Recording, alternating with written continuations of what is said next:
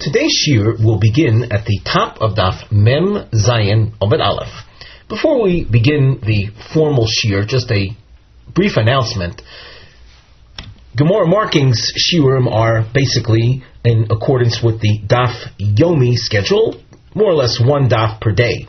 At times, the nature of the Gemara content is such that to restrict ourselves to one daf per shiur would be detrimental for a clear understanding and maintaining a clear flow. With regard to today's shiur, it's very likely that when we finish this parak, as you can see, it ends in the middle of Mem Zayin Omid Aleph. The next parak begins with a topic that lasts until Daf Mem Tes Omid Beis. That means that in terms of the Daf Yomi schedule, today's shiur will probably, at this point, cover Daf Mem Zayin and Mem Ches, and the Daf Mem Tes shiur will Mirz Hashem begin on Daf Mem Tes Omid Beis. With that having been said, we now turn to the Gemara, Daf Mem Zayin Omid Aleph at the top, the Mishnah. Before we begin the Mishnah, let's glance at the side where we have our Nosei topic heading, Nazir shenitmo achrei shehikrivu echad mikorbanosov.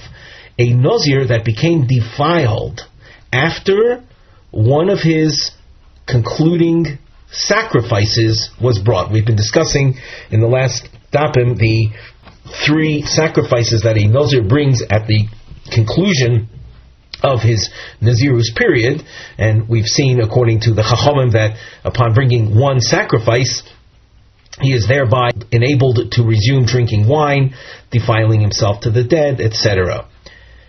What happens in a case where one of the sacrifices after it was offered, the Nazir himself becomes Tameh?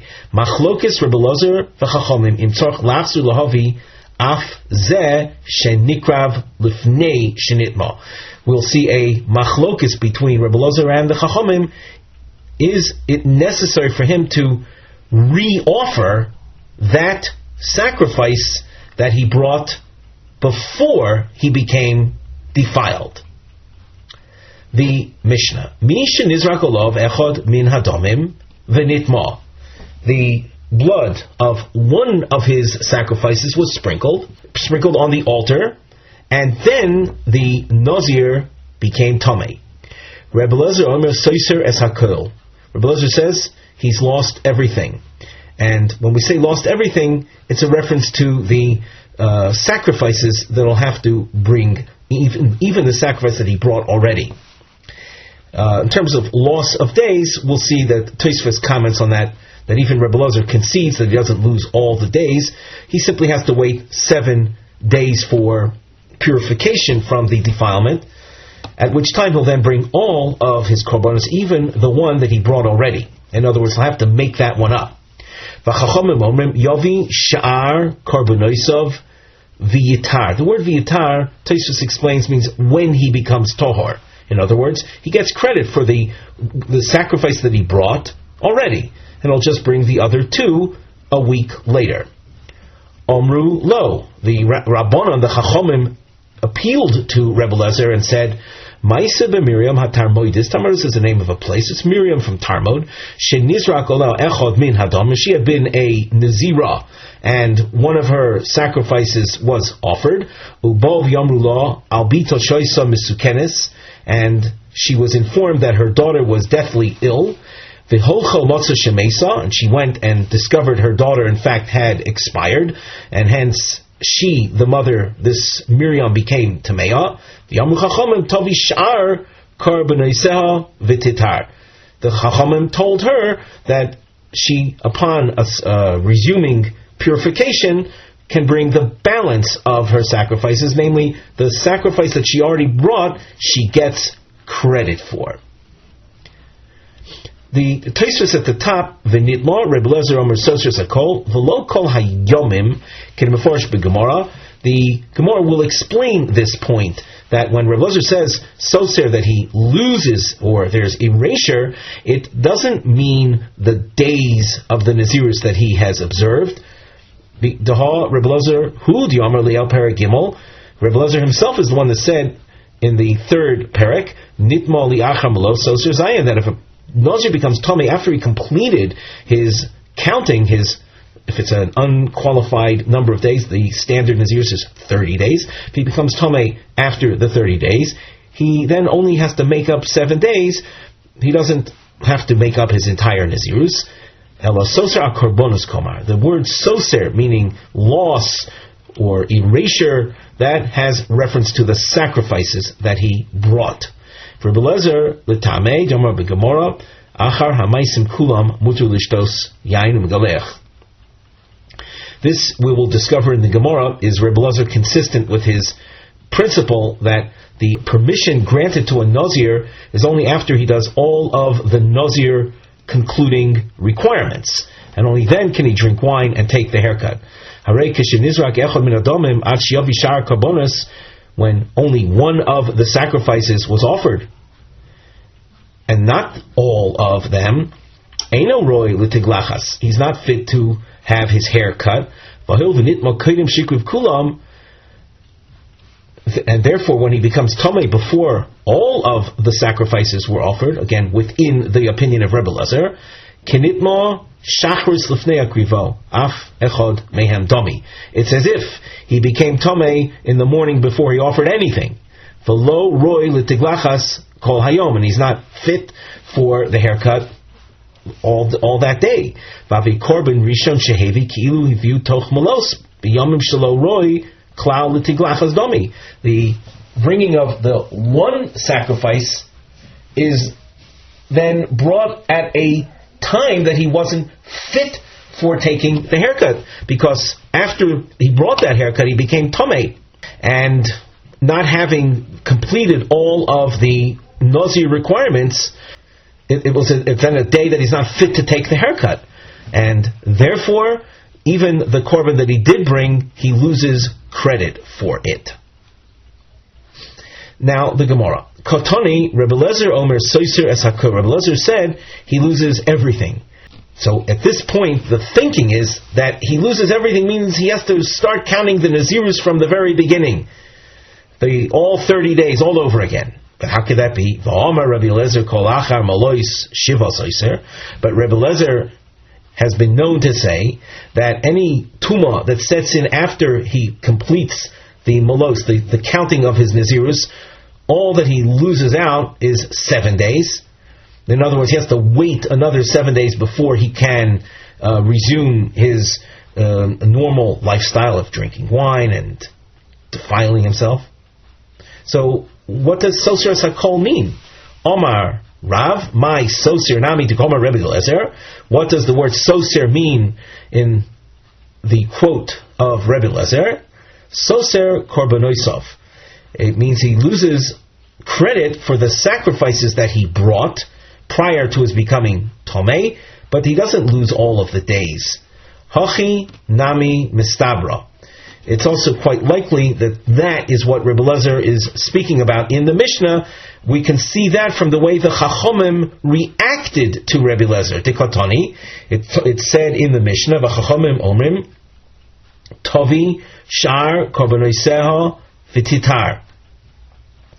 The case of Tumah after one korban was brought necessitates simply the bringing of the balance of the korbanos after purification is achieved.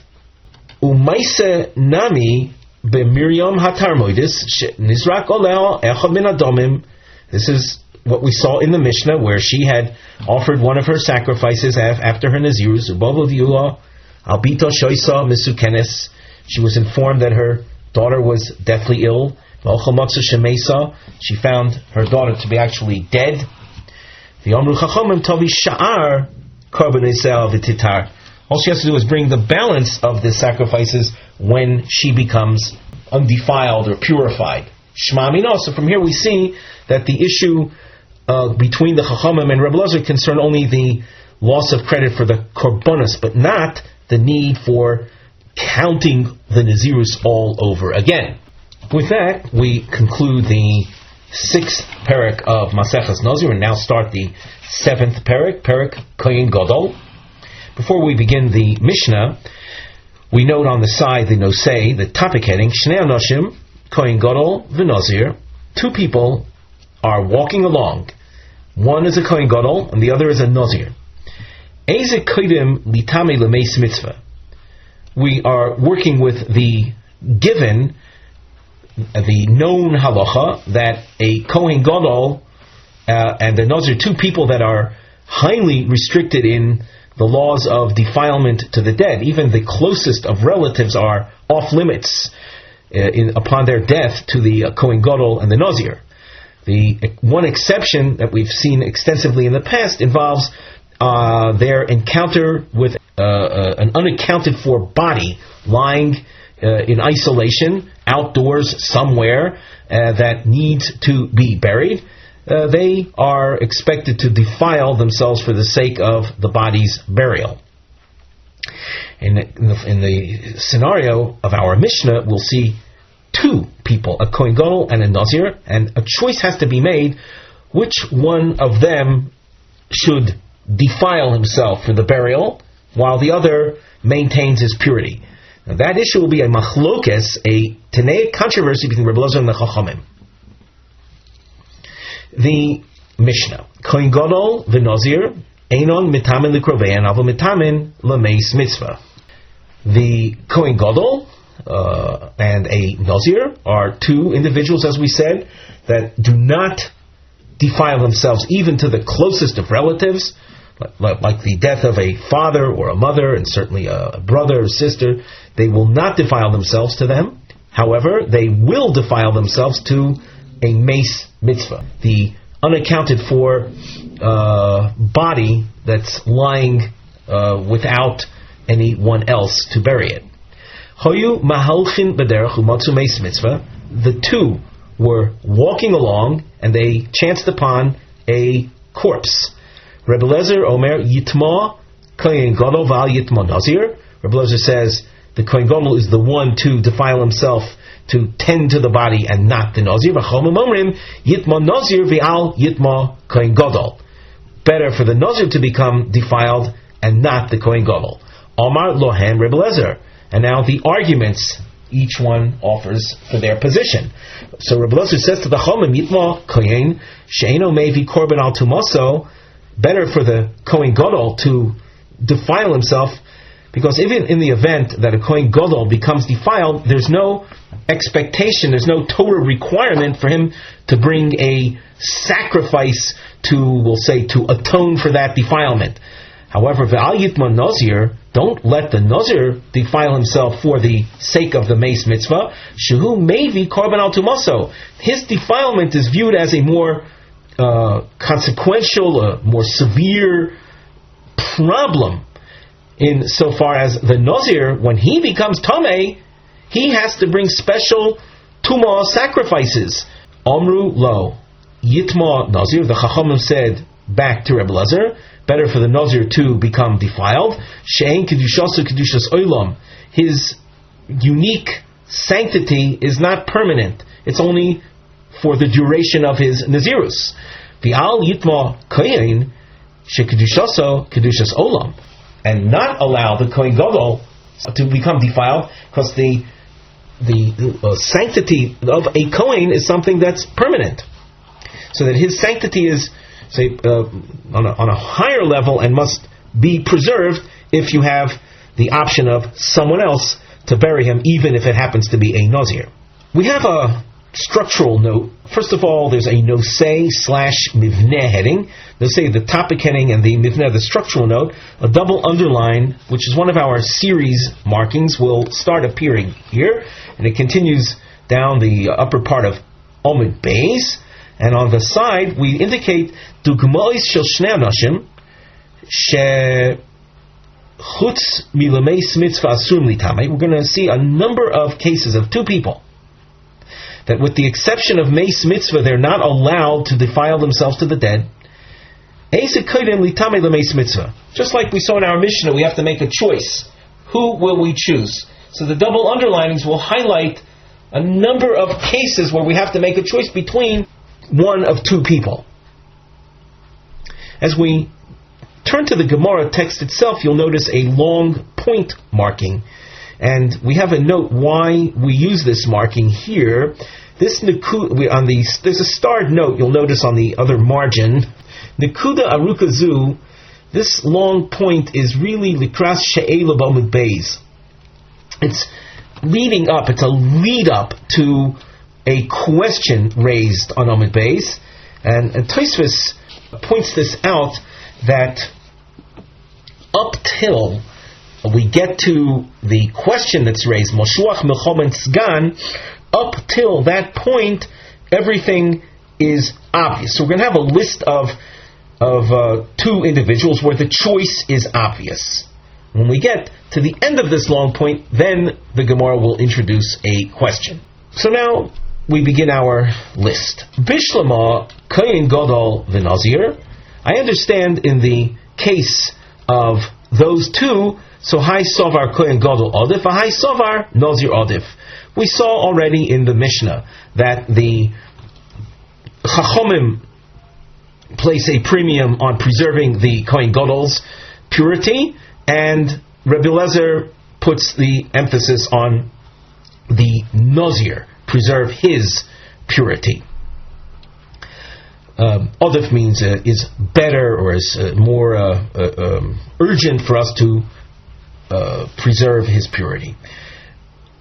Moshuach b'shemen hamishcha, this is a new choice, versus meruba begadim. A word about who these are. First of all, these are two types of kohanim gedolim. At a certain point in Jewish history, in the first Beis Hamikdash period, up till King Yoshiyahu, was toward the end of the first temple period. The first Beis Hamikdash stood for a period of 410 years.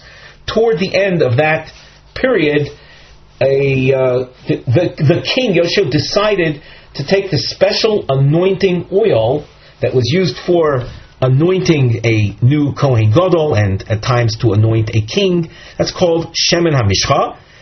It was also used for anointing the Mishkan in its construction. There's a whole history to the Shemen HaMishcha. It was put out of circulation at a certain point in time.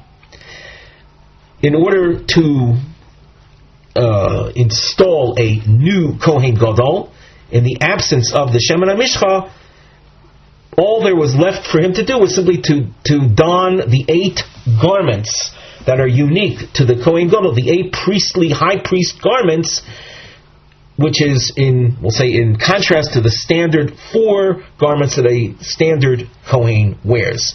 That donning of clothing of the 8 vestments is known as meruba begadim. Meruba meaning a lot, from the word rove, plentiful, a lot of clothing. The 8 high priest, the 8 Kohen Gadol clothing.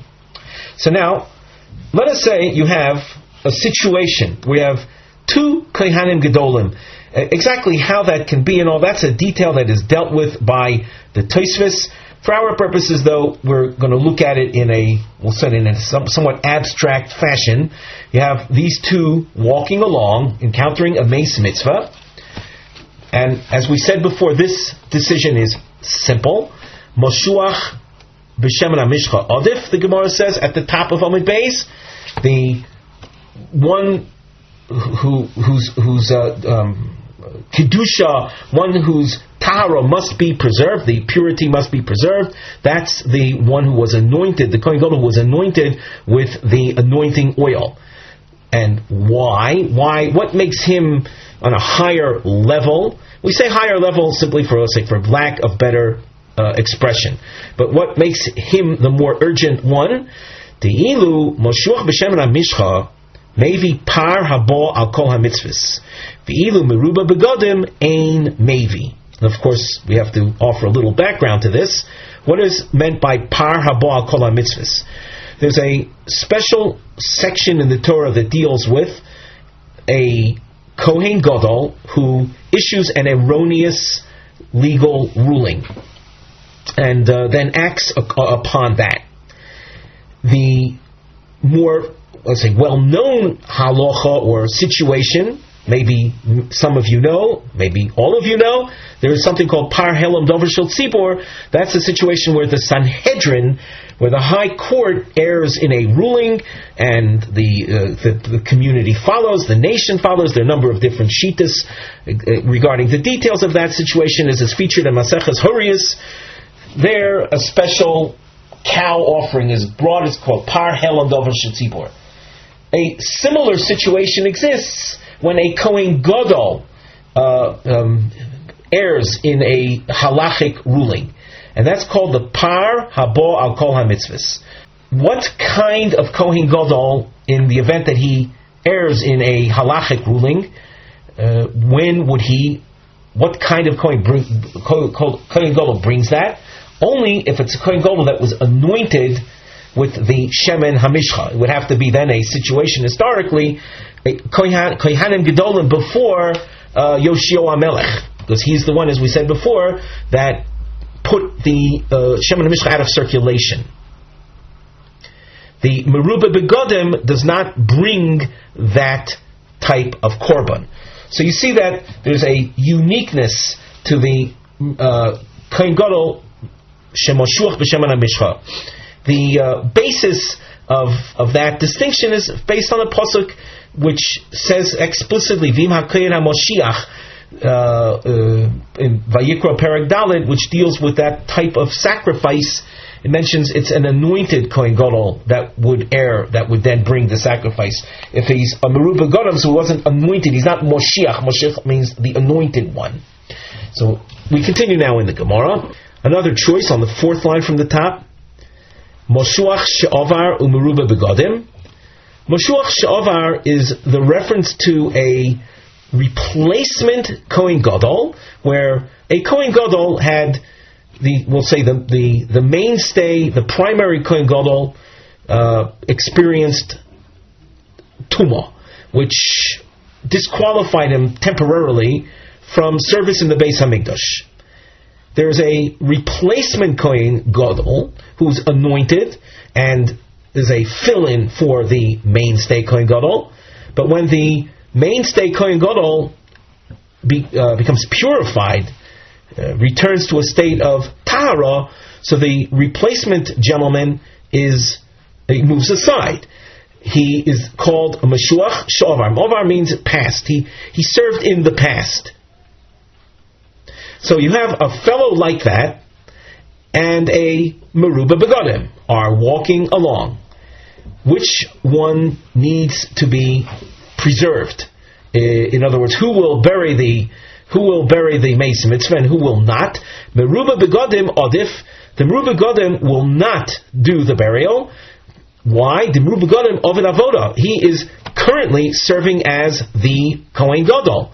He's not, we'll say, assigned, he's not fit for doing avoda. In fact, there's a little more to say about that. When the Gemara says he's not fit for doing avoda, well, he can't serve as the Kohen Gadol because there is a regular Kohen Gadol that is serving. On the other hand, he can't serve as a common Kohen Gadol because of a concept known of Malin B'Kodesh V'lo Moridin.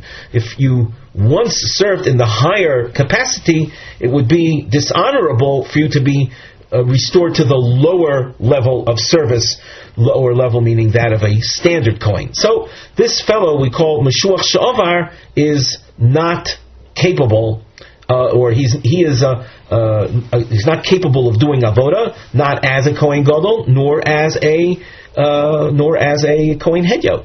So the Meruba Gadol, who is the current Kohen Gadol, he is the one that's odif, that we want to preserve his purity. Continuing with a new choice. Ovar machmas kerio, the ovar machmas mumo. Here we have two kohanim gedolim that have been disqualified. One because of a sighting of a male sighting of semen, keri, and the mum is a kohen gadol that developed a blemish. So you have two gentlemen that were functioning as Kohanim Gedolim. One, however, became disqualified because of Keri, and the other became disqualified because of a blemish, which is one of the reasons for the disqualification of Kohanim. So they are walking along and they encounter a mace mitzvah. Ovar machmas kerio odif. He is the one not to bury the mace mitzvah. The ilu hai chazi lavoda lemachar. Keri is a 1-day defilement. The next day he will be able to return to serve as a Kohen Gadol. The ilu ovar machmas mumo lo chazi lavoda. The one who was disqualified because of a mum, he becomes, if it's a mum kavua, for example, a permanent mum, so he's permanently disqualified. And if it's a mum over, so he'll have to nevertheless wait. Mum over means a temporary blemish. He nevertheless will have to wait till the mum heals, till that blemish heals, which I think we can assume is not going to take place within 1 day. So the Meshua, this Kohen She'ovar Machmas Kiri, he was pushed aside, was disqualified because of the Keri sighting. It's a very short-term disqualification, and he's going to be the first one to get back to Avoda status. Up till this point, the choices were clear. Ibaya laho, Moshuach Milchama Usgan, Hey Minayu Odif. A Moshuach Milchama is a special type of Kohen. He's we can call him almost a Kohen Gadol. He happens to have defilement restrictions similar to that of a Kohen Gadol. He is anointed for the purpose of leading the Jewish army into battle. The Torah describes what his role is, the words that he says to the public, to the tzibur, before entering actual battle. He has a special role called Mashuach Milchama, anointed for battle. A Sgan, that's another type of special situation. You find in Maseches Yuma, the role of the Sgan is explained. He's a potential Kohen Gadol. He's a stand-in the event that the Kohen Gadol, who does the special Yom Kippur Beis HaMikdash service, becomes disqualified, so the Sgan is going to take over. He's the stand-in. At this point, though, he hasn't done anything. He's just been appointed to be the stand-in. And now these two are walking along. Which one of them will be the one to defile to the mace mitzvah, and which one not? So the Gemara continues, and the Gemara presents two sides of the question. Moshuach Milchama Usgan Heiminai Odav. Who is better, or who is more, who is on a higher level? Again, we say higher level in this context of preserving their purity. Moshuach Milchama Odav Dechazi LeMilchama. Do we say that he has the advantage in that he is the one who is designated for the war effort? O Dilma Sgan Odav Dechazi Lavoda. Or does the Sgan have preeminence because he is assigned to be the replacement for service in the Beis HaMikdash, for Yom Kippur service in the Beis HaMikdash? Tashma, Desanya, we have a Tanaic source that will answer our question. It says as follows: Ein bein Moshuach Milchama l'Sgan. There is no difference between these two. Elo she'im hoyu mahalchin b'derech u'motzu meis mitzvah. With the exception of the case that they're both walking along and they chance upon the unaccounted for body. Our very case, Yitmo Moshuach Milchama v'al Yitmo Hasgan. The Moshuach Milchama is the one to defile himself and not the Sgan. The Gemara asks, V'hotanyo Moshuach Milchama Kodim L'Sgan. This brisa would seem to suggest that the Moshuach Milchama has precedence over the Sgan. The Gemara answers, and the answer takes a number of lines to develop. Omar Mar Zutra, Le'inin Hachyoisoi, with regard to the urgency of supporting one of them, Moshuach Milchama Odif, he is the one that has precedence. My taimai, why is it so important for the community to make sure that he is cared for, that he is supported? The tolu bei rabban, because his role is for the benefit of the general public. Uli inyan tuma, however, when it comes to questions of defilement, sgan odif, preserving the sgan's purity is of greater urgency. The sanya, Rabbi Chanina ben Antignus Oimer, Lama tiknu sgan l'kohen gadol. Why is a sgan appointed, the stand-in, why is he appointed?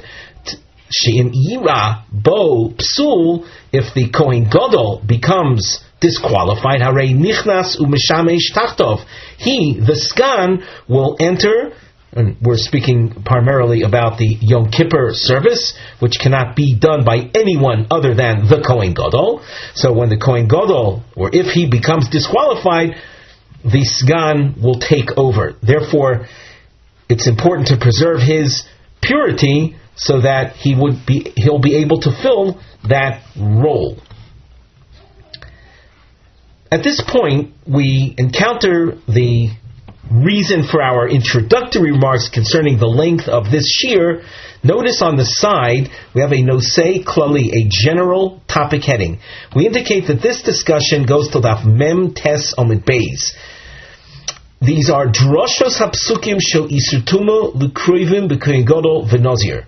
We're going to be looking at the psukim and what do they reveal to us regarding the prohibitions of defilement with regard to the Kohen Gadol and the Nazir. When we speak about defilement, we're speaking about defiling to the dead.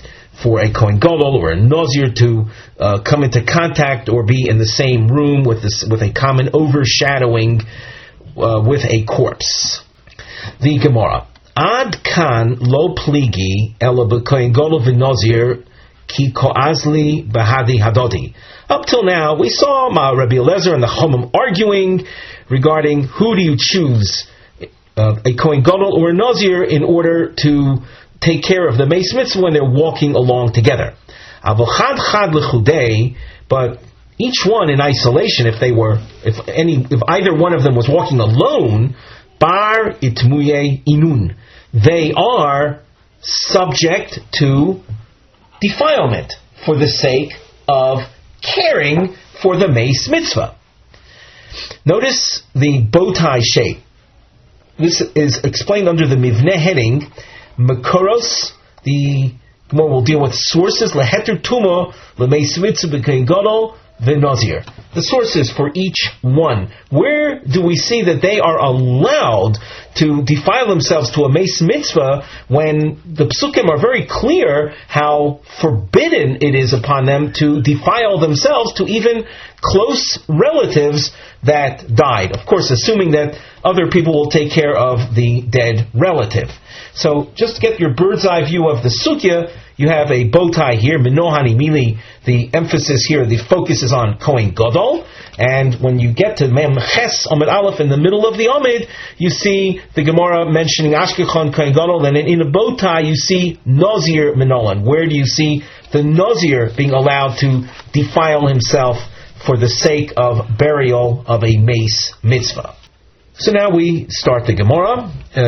Maybe we should point out that we have a posuk written on the side, which reads from Vayikra Perichof Aleph Posuk Yud Aleph, dealing with a Kohen Gadol. It says, "Al kol nafshes meis lo yavoi, li aviv uli imoy lo yitama."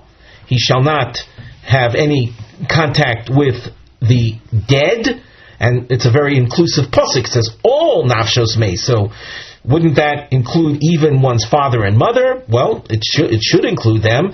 And then the pasuk delineates not father nor mother, and hence you have already a feeling of extra words that will then reveal halachas. Mino hani mili detonu rabbanan. From where do we know that the Kohen Gadol is allowed to metamet to a meis mitzvah? Bear in mind, it's going to take a long time for the Gemara to develop all of these points. You'll see as far as the Kohen Gadol is concerned, at the bottom line of this Omid, the end of this Brisa, you'll see a reference to the Tumah of the Kohen Gadol for the purpose of the Meis Mitzvah. It says, Al kol nafshis meis lo yovo, b'ma kosav medaber, the warning upon a Kohen Gadol not to defile himself to the dead. Who is it talking about? If you were to think it's with a reference to unrelated people, that he shouldn't attend funerals of people from the general public, well, kal v'chomer, that could be figured out through kal v'chomer logic. Uma kohen hedyo. Shu metame l'kroivim eino metame l'rechoikim. Mind you, the common kohen, who is allowed to metame, and some will tell you not only allowed, but is obligated to defile himself to the close relatives that are listed in the Chumash. Eino metame l'rechokim, the common kohen is not allowed to defile himself to the general public. Kohen Gadol she'eino metame l'krovim, the Kohen Gadol who is restricted from defiling to relatives, eino din she'eino metame l'rechokim, then it's obvious he's not allowed to defile himself to people from the general public. So when the pasuk by the Kohen Gadol says Al kol nafshos meis lo yavo, a warning not to defile himself to nafshos meis, you don't need that pasuk to warn against rechokim. Ela b'kroivim hakosov medaber. The pasuk says Al kol nafshos meis lo yavo, do not defile yourself, the Kohen Gadol, to close relatives. Well, then once close relatives are accounted for by that phrase, why does the pasuk go on to mention a close relative? It mentions L'Aviv. So it has the following purpose. U'La'aviv hu di'eino metame, ha metame hu l'meis mitzvah. It is only to Aviv, meaning the close relative, that he's not allowed to defile himself. But to a meis mitzvah, he is allowed to defile himself. The Gemara continues at the top of Daf Mem Ches. We have another word in that pasuk with the Kohen Gadol, Ule'imo. What about the reference to the warning against defilement to a Kohen Gadol's deceased mother? What she, as we pointed out, was included in Al Kol Nafsho Yismeis Lo Yavo. So why does it specify mother? Answer: L'Gzeira Shava L'Chide Rebbe. It's needed for the Gzeira Shava featured by Rebbe. You notice we have a long Tanaic source. On the side of the Gemara, we have a note, a topic heading, which reads Gzeira Shava de Rebbe, Nazir v'Kohen Gadol Muzharim Rak al Tumas Meis V'lo al Negoyim V'Ziva. The restriction of defilement with regard to a Nazir and Kohen Gadol is restricted to the realm of defilement to the dead, but not with regard to, let's say, tzara'as, or to other bodily emissions that we call ziva. If a Kohen Gadol is in the presence of a person that has tzara'as or has ziva, and they touch them, they are not in violation of a Torah precept. It might render the Kohen Gadol tomei for a time being, and the Nazir is tomei as a result of contact with the Negoyim or Ziva, but that's not what the Torah warns against. And that point, as it applies to both, you will see is learned from Imo. And we continue now in the Gemara. Tesanya, Rebbe Oimer, Gabi Nazir, B'moisom Eino Metame, Avo Metame Hu Linigom Uluzivasam. The pasuk in the context of Nazir says, and this is found in Bamidbar, Perek Vov, pasuk Zayin. It says, "La'aviv ulimo la'achiv la'choiso lo yitamo lohem b'mosam." So the word b'mosam is a word that you find in the context of the Nazir, and we infer that the restriction is b'mosam. That means death. So b'mosam eino matami. He's not allowed. The Nazir is not allowed to defile himself to death. However, avol mitame hu lenigam ulazivasam. if the Nazir's father or the father of the Nazir's mother, one of the relatives that are mentioned in that pasuk, happen to be Mitzoyroim, Negoyim, or Negoyim is a reference to Tsaras, or Zivasam, other types of bodily emissions that result in Tumah, the Nazir is not warned against exposure to that kind of Tumah. V'ein li elo b'Nazir. Well, the word b'mosam, which is the inference point, that's stated by Nazir. B'kohen gadol minayin. How do I know the same to apply to a kohen gadol? Namely, that a kohen gadol's restriction is only with regard to tumas meis, not to nigam and zivasam. The Gemara answers, Amris lo yomar imo b'kohen gadol shein talmud lomar. Let the Torah remain silent from stating imo in the case of kohen gadol. The pasuk we already saw from Vayikra Perek Chav Aleph. Let the Torah not write imo by the kohen gadol. It's not really necessary. Sharei kal v'chomer hu. I could have figured out that a kohen gadol is not to defile himself to mother through kal v'chomer logic. And here the Gemara presents that kal v'chomer logic. Uma im b'mokim shekohen hedyot mitame le'ochiv me'oviv ein kohen gadol mitame le'oviv. A common kohen is allowed to defile himself to his brother, provided the brother is from a common father. A kohen gadol is not allowed to defile himself to the father who is, we'll say, the source of the closeness of that particular kind of half-brother.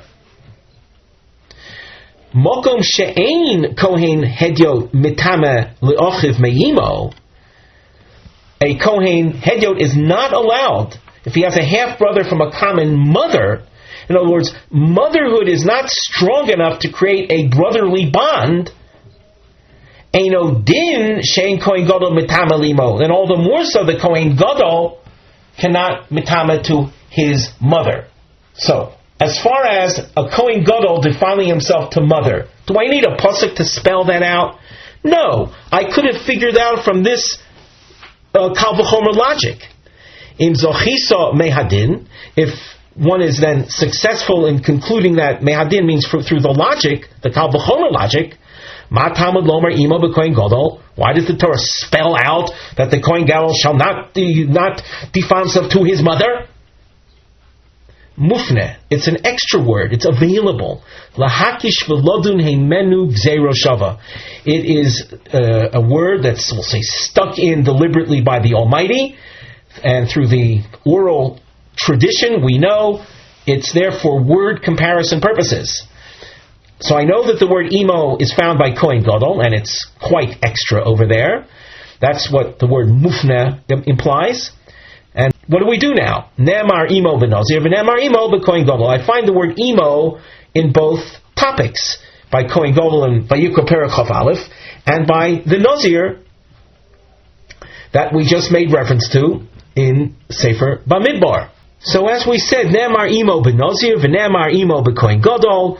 The imo by Nazir in Bamidbar Perek Vav Pasuk Zayin. Imo b'kohen gadol we saw in Vayikra Perek Chav Aleph Pasuk Yud Aleph. Ma imo in ha'omor b'Nazir. Just like imo in the case of Nazir, what do we know about the Nazir? B'moisam eino metame avo metame hu b'lenigam ulezivasam.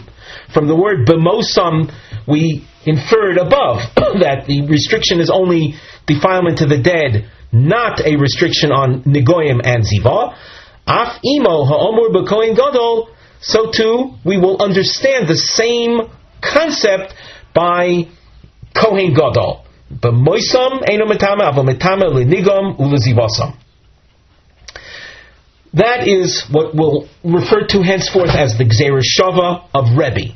So try to remember that Gzeira Shava of Rebbe happens to be the din concerning Nigam v'Zivasam. Ashkechon Kohen Gadol. Up till this point, then, we have found the source we were looking for, that a Kohen Gadol is allowed to defile himself for the sake of a meis mitzvah. Nazir minolon. What about the Nazir? Desanya. We have a Tanaic source. Note that this is a rather long Tanaic source. And as far as where we will eventually see Meis Mitzvah, so we're going to see that. I dare say you'll see it along the way. We should note the psukim that are relevant to the Nazir. We made already a little reference to it. On the side of our Gemara, we've included Bamidbar, Perek Vav, Pasuk Vav, and then Pasuk Zayin. Let's read the psukim ahead of time. Notice on the side, Kol Yemei Haziro Lashem Al Nefesh Meis Lo Yavo, which seems to be a fairly general pasuk, that during his Nazirus he should not encounter the dead. And then, once again, the pasuk starts to detail, Li'aviv Ulimo Li'achiv La'choiso Lo Yitama Lo'em B'moisam Ki Nezer L'kov Al Roshai. Then after we saw pasuk Vav, the general warning, the pasuk Zayin gets into the details. All these close relatives are those to whom the Nazir is not allowed to defile himself. The Gemara, Desanya, Kol Yemei Aziro Lashem Al Nefesh Meis Lo Yavo. There's Gra points out that you could actually read this without including the word Meis, because the word Meis will be darshaned later, so that maybe the better reading is Kol Yemei Haziro Lashem Al Nefesh Lo Yavo, that during his Nazirus he should not encounter Nefesh. Well, shouldn't encounter Nefesh. It would seem there's a reference to the dead, even without using the word mace. So Shomea Ani Afilu Nefesh Behema B'mashma. Well, maybe the Nazir is warned not to encounter, to touch the carcass of a dead animal. Kinyan Shenema, the word nefesh we find with regard to animals, it says Maken Nefesh Behema. So is that to be understood? That a Nazir shall not experience we call Tumas Nevela, defilement to a carcass. Talmud Lomar Al Nefesh Meis Lo Yavo. The pasuk doesn't say just Nefesh, it says Nefesh Meis Lo Yavo. And that expression, Nefesh Meis, that's relevant or pertinent only to a human being. That's Benefesh Odom HaKosuv Medaber. Rabbi Yishmael Omer. And when you see names, it's helpful to somehow try to remember that later in the sugya reference will be made to some of these names, as I say, later. So here it's good to see them at the source. Rabbi Shmuel says, Eino tzorach. You don't need nefesh meis to exclude from prohibition the carcass of an animal. There's another way to understand that he's not part of that, of the tumah restriction. Harehu Omer, the pasuk said lo yavo. It says in our pasuk vav, it said kol yimei haziro l'Hashem al nefesh meis lo yavo. It could have then said al nefesh lo yavo, and I still wouldn't have thought animal, because the expression lo yavo is benefashos hametamos bebia akosu b'da. Bebia means entrance. It's only those kinds of dead that would impart tumah by being in the same room, under the same overhang. That's called tumas oihel. Tumas oihel has relevance only to human beings, not to animals. Carcasses of animals do communicate tumas nevela, through touching or through supporting, carrying them. It's called maga and masa. So from the fact that the Torah in the Nazir speaks about lo yavo, I understand we're talking about the kind of dead that impart tumas oihel. The pasuk said le'oviv uli'imo. Once I know that the Nazir is not allowed to have any contact with the dead, why does the Torah say oviv inimo? Why does it specify these individuals?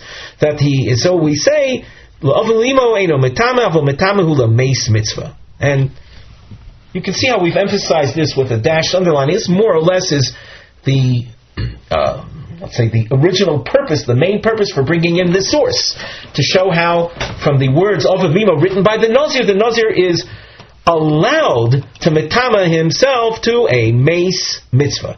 to Ovav Imo, father, mother. No, but yes to a mace mitzvah. The Gemara now, this Tanaic source has a unique structure to it, and on the side you can see a double underline is featured, highlighting the expression Ad shelo yomar yesh li bedin. The Brisa will do this here. You'll see it on the top of Omid Beis as well. Meaning, instead of citing the pasuk, I could have arrived at this conclusion through logic, that a Nazir can metame to a mace mitzvah. So let's see what the intent, or what this attempt suggests. Shelo yomar yesh li bedin means, regarding the Nazir, instead of actually using a scriptural reference that the Nazir can defile to the mace mitzvah, I could have arrived at that through logic. And here it is. A Kohen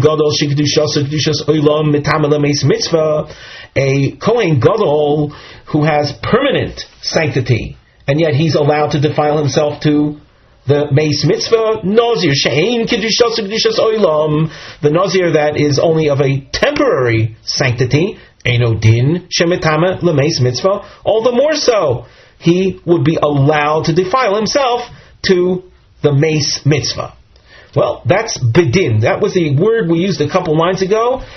Yesh li bedin, that's kal v'chomer logic. So bedin is logic, kal v'chomer logic. So at this point then, I don't need Ovav and Imo for that conclusion. One says, lo, that's not so. We'll now reject the kal v'chomer logic. Im amris b'kohen gadol, if you're going to say the kohen gadol can metame to the mace mitzvah, I can say, yes, he can, but not a Nazir. Shekain eino mevi korban al tumaso. A kohen gadol who becomes defiled, he doesn't bring any, let's say, atonement sacrifices for his defilement. Tomar ben-Nazir shemevi korban al tumaso. A Nazir who becomes defiled in general has to bring atonement sacrifices for his defilement. Hayu mevi korban al tumaso, since the Nazir has to bring sacrifices as a result of his defilement, lo yitama lemeis mitzvah. Maybe the Nazir shouldn't be allowed to defile himself for the purpose of the mace mitzvah either. Talmud lomar li oviv uli imo lo yitama avo mitama lemeis mitzvah. Well, therefore, you see the urgency of having a pasuk from which we can infer the permission, the allowance of defilement for a Nazir for the purpose of burying a mace mitzvah. O eino mitame lo'aviv ulimo avol. Let's point out that we're going to try some other, we'll say, suggested alternative. It could be eino mitame lo'aviv ulimo avol yitame l'shar mesim. With regard to the Nazir, maybe the law is he's not metame to father, mother, but to members of the general public, shar mesim, rechikim, other people, he is allowed to defile himself. The Gemara rejects that. Amris kal v'chomer. That can be rejected through kal v'chomer logic. A Kohen hedyot, a common Kohen, is allowed to defile himself to the close relatives, father, mother, brother, sister, etc., but he's not allowed to defile himself to members of the general public. Nazir she'eino metame lekrovim. Nazir is even more restricted right at the outset. He can't metame himself to relatives. Eino din shelo yitame l'shar mesim. Then all the more so, it's obvious that a Nazir cannot defile himself to other mesim. Ha ma Talmud lomar. We're at the top of Omid Beis, Mem Ches Omid Beis. Ha ma Talmud lomar le'oviv uli imo. So then, what is the role of oviv and imo by the Nazir? As we said earlier, li'oviv uli imo hu de lo metame ava metame hu la mace mitzvah. The Nazir is restricted from defiling himself to even his closest of relatives, but for a mace mitzvah, he is allowed to defile himself. Well, ad shelo yomar yesh li bedin. Again, you see the same attempt here to say that, without the pasuk, I can come to this conclusion with logic. Now, here, we're not going to be using, let's say, kal v'chomer logic, but we're going to use another approach called ma motzinu or binyan av, a comparison type logic. Nemru klolos b'kohen gadol v'nemru klolos b'nazir. The term klolos means general categories. Like you see often in the Torah the word kol meaning all.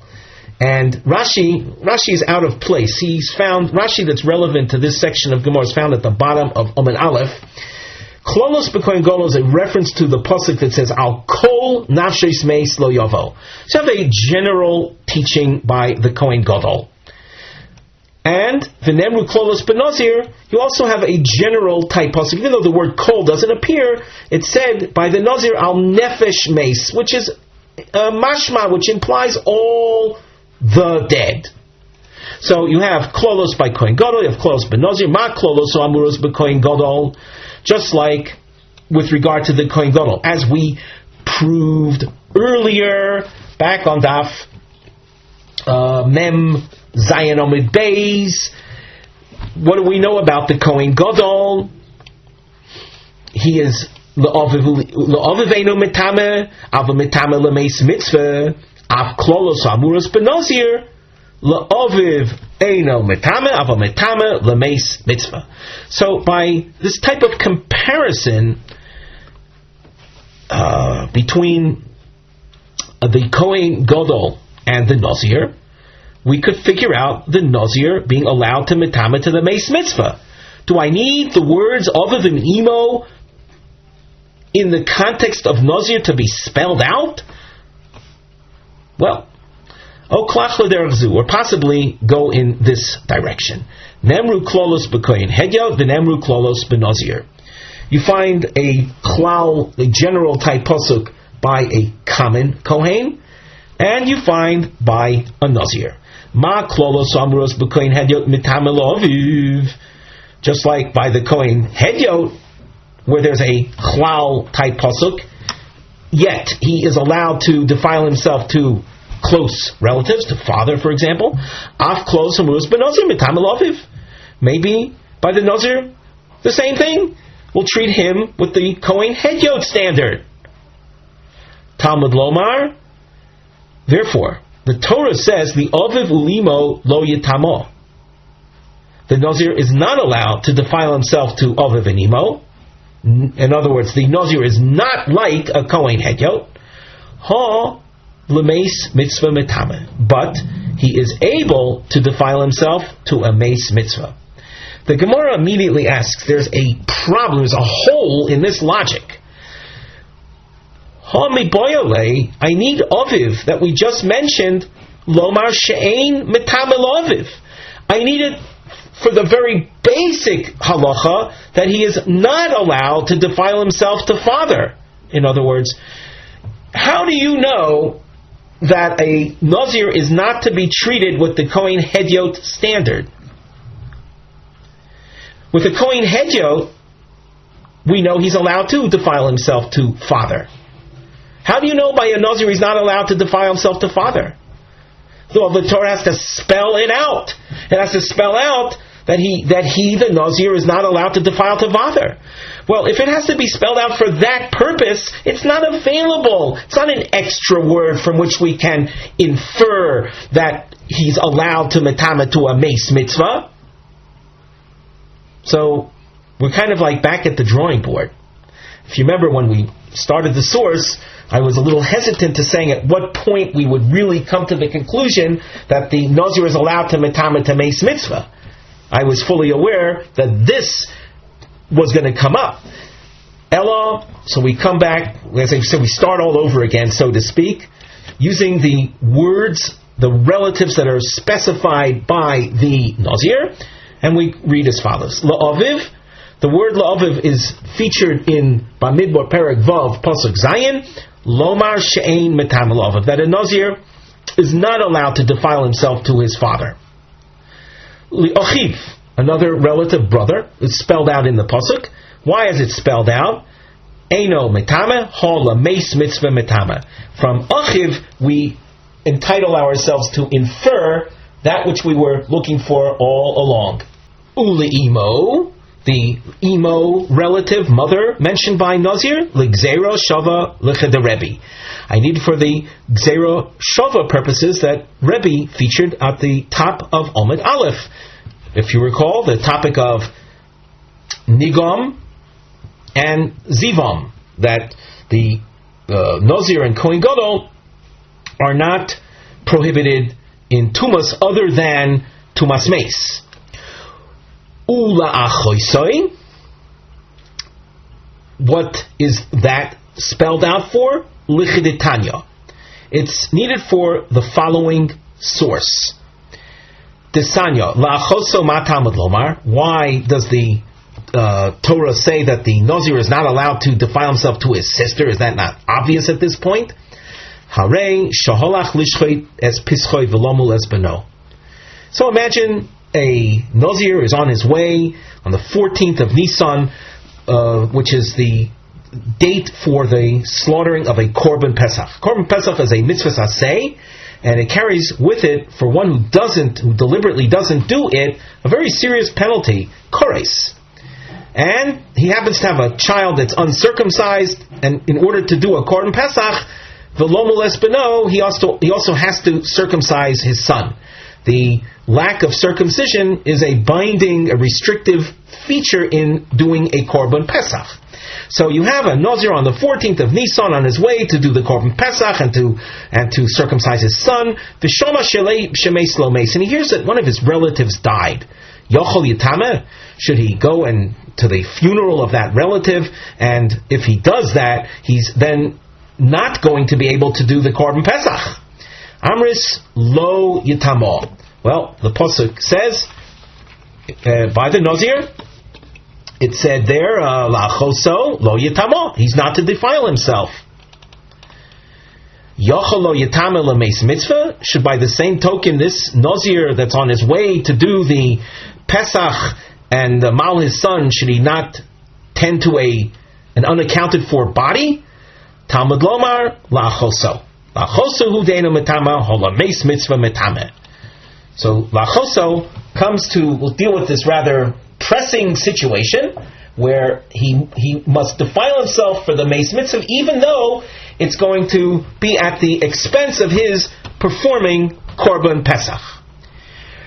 Rabbi Akiva Omer, another new name we had mentioned before Rabbi Shmuel, now we're mentioning Rabbi Akiva. Rabbi Akiva Omer, the pasuk by Nazir says, pasuk Vav read, Kol Yemei Aziro L'Hashem Al Nefesh Meis Lo Yavo. Rabbi Akiva darshans the pasuk as follows: Nefesh Elu Harechokim, Meis Elu Hakroivim. The Nazir is warned not to defile himself to members of the general community, not to relatives. Li'oviv uli'imo eino metame afa metamehu lemeis mitzvah. We dashed under the line imo because according to some of the meforshim, you see according to Rashi that imo really isn't being darshaned over here. It's just like brought along. What the role of imo is, that's featured later in the Gemara. So the emphasis is really on oviv. That the pasuk by Nazir says to father, not no tuma, but yes for the sake of a meis mitzvah. Li'achiv shim haya kohen gadol v'hu Nazir. This is Rabbi Akiva's take on the word la'achiv. A person who, let us say, has a double kedusha. He is both a kohen gadol and at the same time he's a kohen gadol that had accepted a Nazir vow upon himself. So he has two kedushas. We say even though he has two sanctities on him, nevertheless, the urgency of burying the meis mitzvah is so overwhelming that even though he has a double sanctity upon him, he defiles himself. Now, what we should point out is that this would be like a dibur hamaschil. This is essentially a quote that serves as a lead into a Gemara discussion. So we read this as what we saw before. La'achoso kidesanyo hareishoy hoylech lishchot es pischo v'lomol es beno v'chulei. The word la'achoso described the fellow on his way. This is before we saw Rabbi Kiva. The Tanakama said, la'achoso tells me about a Nazir on his way to do a korban pesach and encounters a mace mitzvah. He must forego his korban pesach efforts in order to bury the mace mitzvah. Ula Rabbi Akiva Gezerah Shava de Rebbe Minole. The v'chule of the quote that we saw just now is essentially telling us that we want to focus on Rebbe Akiva. Rebbe Akiva, in our, let's say, first reading, he said that Ovav and Imo is needed to tell me that he's allowed to mitame to mace mitzvah. That was Rebbe Akiva's source. So, according to Rabbi Akiva, that Imo seems to be part of the limud for mace mitzvah. I know we made a comment before in the name of Rashi that it was not really focused on, but at this point we want to know, where does Rabbi Akiva learn the Gezerah Shav of Rebbe? The Gezerah Shav of Rebbe was based on the word Imo. We didn't see Rabbi Akiva using Imo for that. So where does he know that a Nazir is allowed to mitama to Nigam and Zivasam? Omar Loch, Kevon di Omar Mar, since it was said earlier, Im hoyo kohen gadol v'nazir, if a person has a double kedusha, le'achiveno mitama ava mitama hu le'meis mitzvah, he must take care of the mace mitzvah even though he has two kedushas. And that was learned from Ochiv. Well, Mali kohen gadol lechudei, Mali Nazir v'kohen gadol. As far as Rabbi Akiva is concerned, it doesn't matter whether we're compromising one kedusha or compromising two kedushas. So now, if Ochiv is going to teach me the principle of defilement for the purpose of mace mitzvah, that you can compromise a double kedusha. Well, I don't need Oviv and Imo anymore. I don't need Oviv and Imo to tell me about a straightforward Nazir being metama to a mace mitzvah. So therefore, Oviv and Imo now are open expressions, and we can use them for the Gezerah Shava. So once I've established the role of Ochiv to allow mace mitzvah, it goes without saying that if it's only a question of a single kedusha, certainly he can do mace mitzvah. Therefore, the expressions of an imo are now open for Gezerah Shava purposes. Ula Rabbi Shmuel, and here we mentioned him earlier, he used the word ochiv to conclude mace mitzvah. If you take a look at the Rosh commentary, he explains, Ula Rabbi Shmuel, kohen gadol v'nazir minole, dila oviv, Rabbi Shmuel used oviv miboyle legufei. He needed that to tell me that a Nazir is not allowed to metama to father, and not to compare Nazir to a Kohen Hedyot who is allowed to metama to father. L'imo, l'gzera shava. He used imo for the gzera shava of Rebbe. L'ochiv, he used the word ochiv, shemetama l'meis mitzvah. So, according to Rabbi Shmuel, who used ochiv already, kohen gadol v'hu Nazir minole, where would Rabbi Shmuel learn this idea of the double kedusha being able to be compromised for the mace mitzvah? The Gemara says, Kevon deshara rachmona chad lav gabi mace mitzvah. Since the Torah allows one negative command to be compromised for the purpose of mace mitzvah, in other words, the negative command of a Nazir not to defile himself, but we compromise that for the benefit of the mace mitzvah. Mali chad lav, mali trei lavin.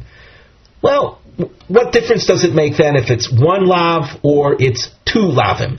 The negative command concerning a Kohen Gadol as well. So once we have precedent for compromising, the fact that there's a double kedusha doesn't bother us. Achoso lomali. What does he do with achoso? Now, if we look in the Rashi, 3 lines from the bottom, lachoso lomali klomar im kendler bishmol nafkale kohen gadol v'nazir mishum mali chad lav mali trei lavi. If Rabbi Shmuel is willing to, say, treat lightly the issue of a double sanctity, then achoso lomali lemishri pesach umila. What do I need achoso for to tell me that which we said before, that he can compromise for the benefit of doing the Meis Mitzvah, compromise his mitzvah of the Pesach and maling and circumcising his son? We see already that we're allowing compromising of other mitzvahs for the purpose of the Meis Mitzvah. So, achoso lomali, what do I need achoso for at this point? Up till this point, we thought, as we said earlier, that achoso was to describe a case of a Nazir on his way to shech the korban Pesach and to mal his son, that we need a special scriptural reference to allow him to compromise those mitzvahs for the sake of the Meis Mitzvah. But at this point, from this approach of mali chad lav, mali trei lav, and I can figure that out also. The Gemara says, no, I wouldn't have figured that out. Sakadaita chamina kisharach mono lemeis mitzvah nazir v'kohen the isur lavihu. Our, we'll say, leniency that was up till this point with regard to overriding negative commands. The negative command of do not defile yourself. Avomilo pesach dekores. These are 2 unique positive commands: Milah, circumcising, and doing a korban Pesach. If one deliberately does not do those mitzvahs, they subject themselves to the kores punishment. Wow! So it's very important, you would say, that a person does his korban Pesach. So lo yitama meis mitzvah. I would think that he should not defile himself for the purpose of the Meis Mitzvah. Kamash malon, therefore I do need achoso to tell me that he can defile himself, even though it's going to come at the expense of these mitzvahs that carry with them, otherwise, of course, a kores penalty. The Gemara continues at the top of Daf Mem Tes Omen Aleph, Ulu Rabbi Akiva, Michti, Lo Shna Kohen Gadol L'Chudei, V'lo Shna Kohen Gadol V'hu Nazir, Nafka Mile Ochiv. We anticipated this problem earlier, and here we're seeing it in the Gemara text.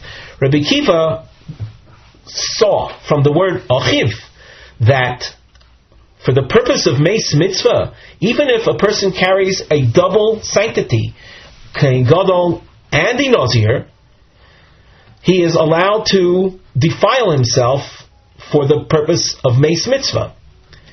We glance together at Rashi at the top. Rabbi Akiva Mifti, Lo Shno Kohen Gadol L'Chudei, Lo Shno Kohen Gadol V'Nazir. Ika L'Mashma Mivela Ochiv.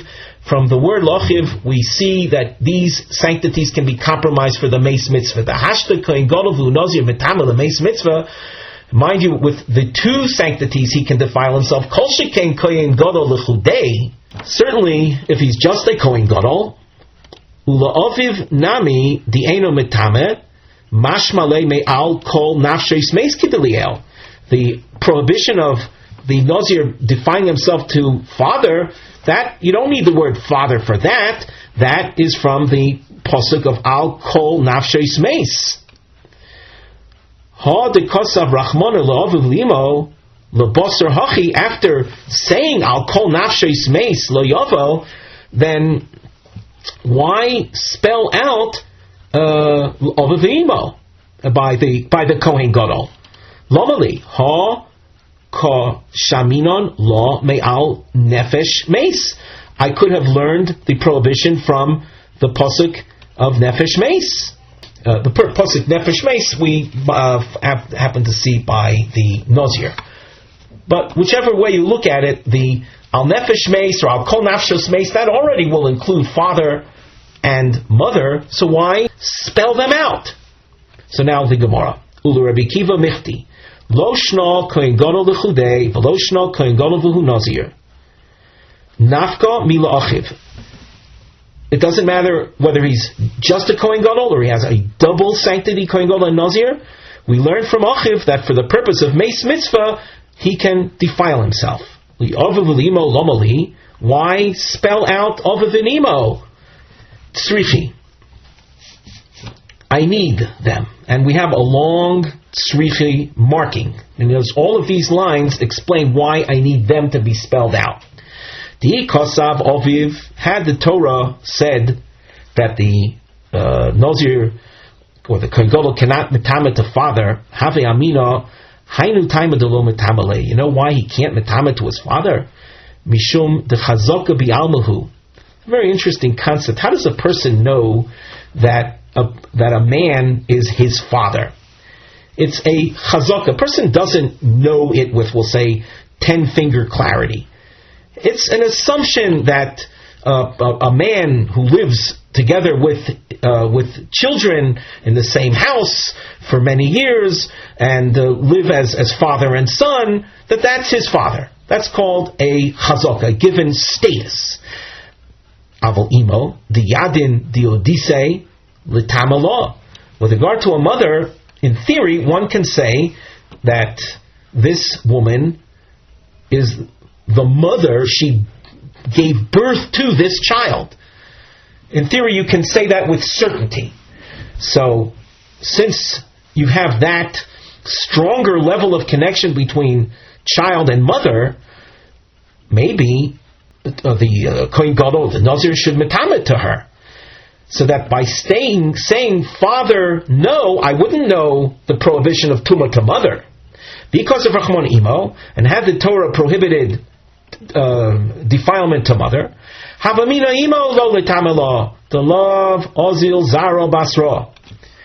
When it comes to descendants and considerations of genealogy, a child is traced not from where his mother is from, not from the mother's family. This has to do certainly with tribal association. If a mother comes from one tribe, there are 12 tribes that make up the people of Israel.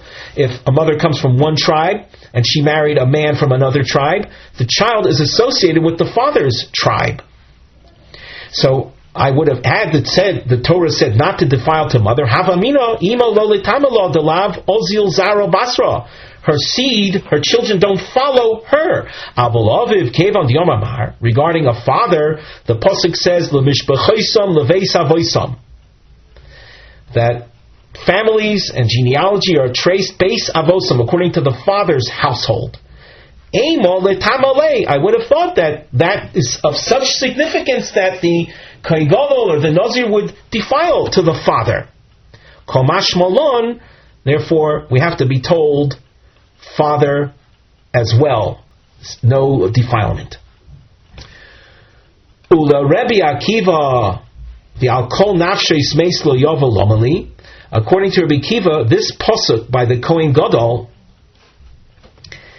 what does he derive from it? Let's glance at Rashi. 4 lines from the end of Rashi. There's a little star we have. Ula Rabbi Akiva Diamar Gabi Nazir Nefesh Elu Rechoikim Meis Elu Kroivim.